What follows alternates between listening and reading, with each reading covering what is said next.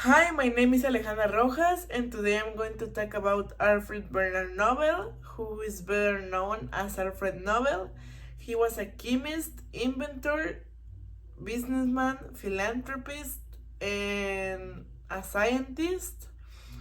Um, he was he was born in Stockholm on October 21.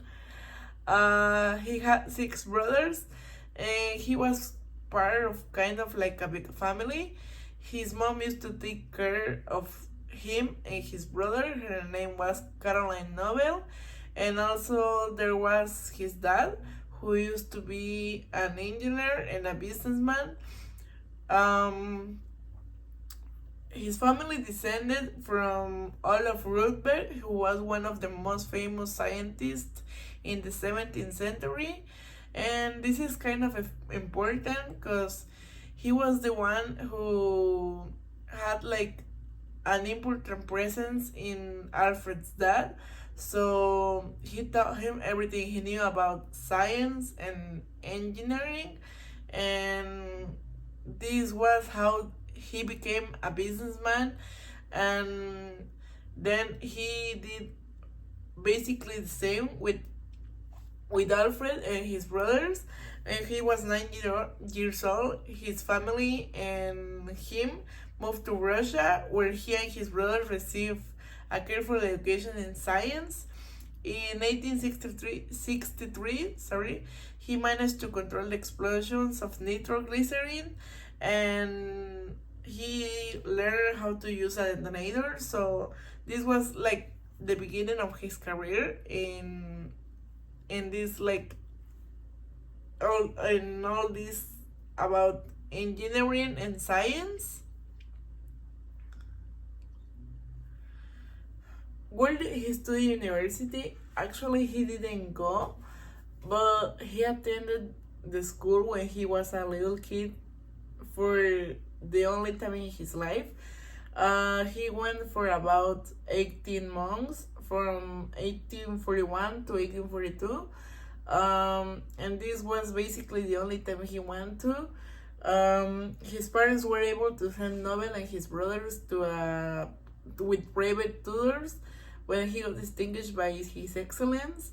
In 1842, particularly in chemistry and languages, becoming fluent in English, French, Russian, and German.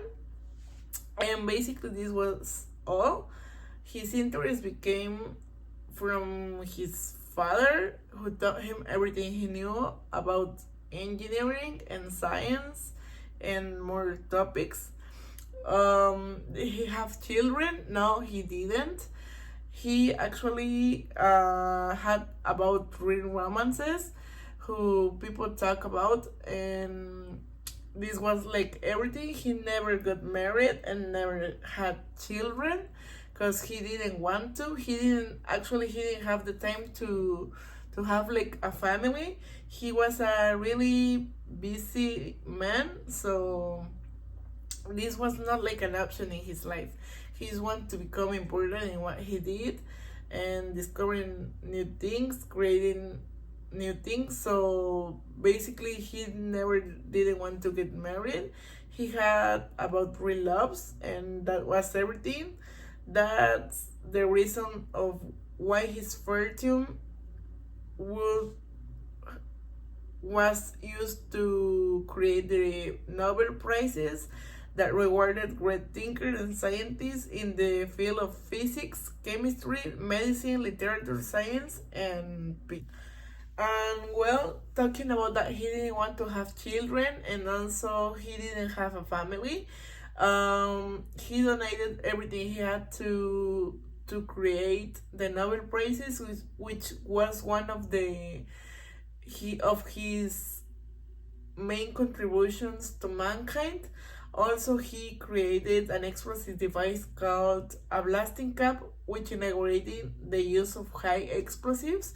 This was really important in his life because he created this as a part of his inventions. And him being a man who hated like everything about war and about causing damage to other people and kids and everything that he knew and his family taught him about.